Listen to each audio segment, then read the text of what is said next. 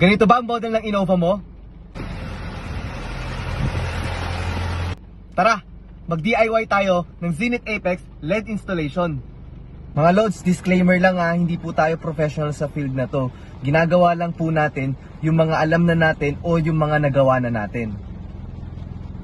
So safety first muna tayo, tanggalin natin ang negative terminal ng battery. Okay? Kailangan din natin tanggalin pa rin pala ang battery talaga ng Innova kasi medyo masikip siya para easy access tayo dun sa headlight na tatanggalin natin. So tanggalin natin ang bracket. Okay, yung bracket na yan, isatanggalin lang po natin or luluwagan natin yung tornilyo niyan. Then yung kabilang side. Okay? Once na natanggal na natin ang bolt na yan, mahuhugot at matatanggal na rin po natin yung battery bracket. Okay? So once na natanggal na natin yung bracket, tanggalin na rin po natin yung positive terminal. Okay? Niluwagan ko na yan kanina, kaya medyo mabilis na po natin matatanggal yan. Okay? So pwede na natin tanggalin yung battery. Once na natanggal na natin yung battery, tanggalin na po natin yung socket ng headlight. Pati rin po yung rubber. Once na natanggal na natin yung rubber, makikita na po natin dyan yung halogen bulb natin. So i-release lang natin yan. Then mahuhugot na natin yung halogen bulb. Once na natanggal na natin yung halogen bulb, pwede na natin ikabit yung LED natin. So tanggalin po muna natin yung ring. Okay, para mas mabilis natin makabit yung LED natin. Okay?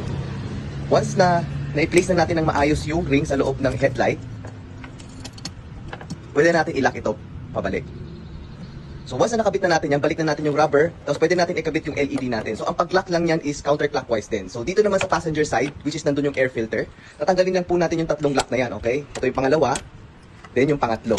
Hindi po natin kailangan tanggalin yung takip niya na igigilid lang po natin yan. Once na igilid na po natin, magkakaroon na tayo ng konting space sa mismong headlight. Pwede natin tong alug-alugin kasi medyo nakadikit na po yung pinaka-socket nito dahil sa init ng halogen. Okay? So once na natanggalan natin, tanggalin na rin po natin yung rubber. Then yung halogen bulb.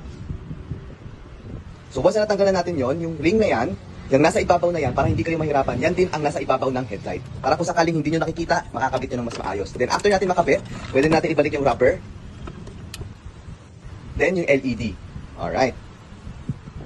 Then pwede na natin ibalik yung air filter na tinanggal natin. Okay, pwede na rin natin ibalik yung battery. Ayun, ganun lang kadali mag-DIY ng Zenith Apex LED installation sa Innova na ganitong model.